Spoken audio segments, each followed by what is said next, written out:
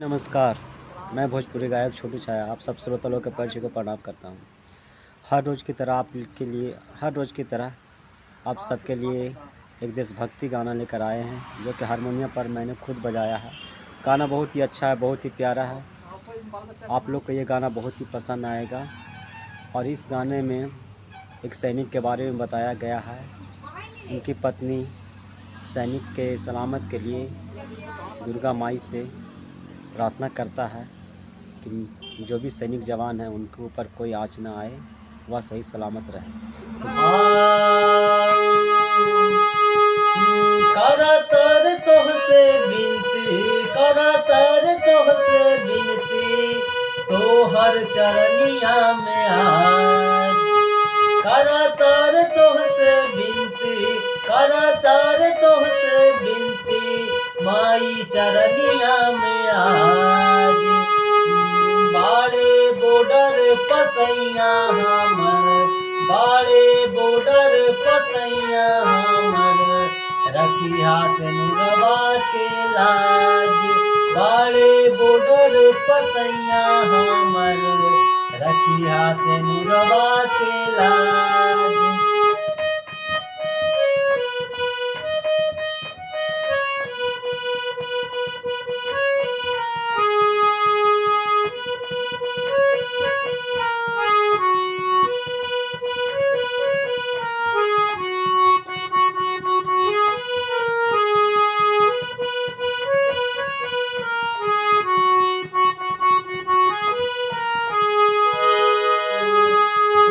Border पखाड़ बड़े सैया हमर, लागे नाही उनका के करो नजर। बॉर्डर पखाड़ बड़े माई सैया हमर, लागे नाही उनका के माई के करो नजर।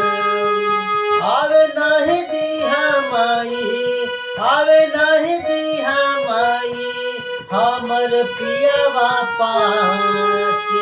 आवे नहीं दिहा माई, आवे नहीं दिहा माई, हमर पियवा पाँच।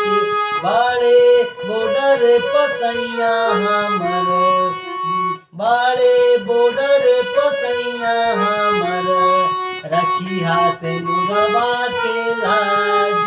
बड़े बॉर्डर पसैया हमर, रखिया से नुरवा के लाज। अगर आप मेरे चैनल पर नए हैं तो प्लीज़ मेरे चैनल को सब्सक्राइब करें, वीडियो को लाइक करें और अधिक से अधिक शेयर करें और मुझे सपोर्ट करें। Thank you. अगला वीडियो बहुत ही जल्द आप सबके लिए लेकर आएंगे। धन्यवाद, नमस्कार।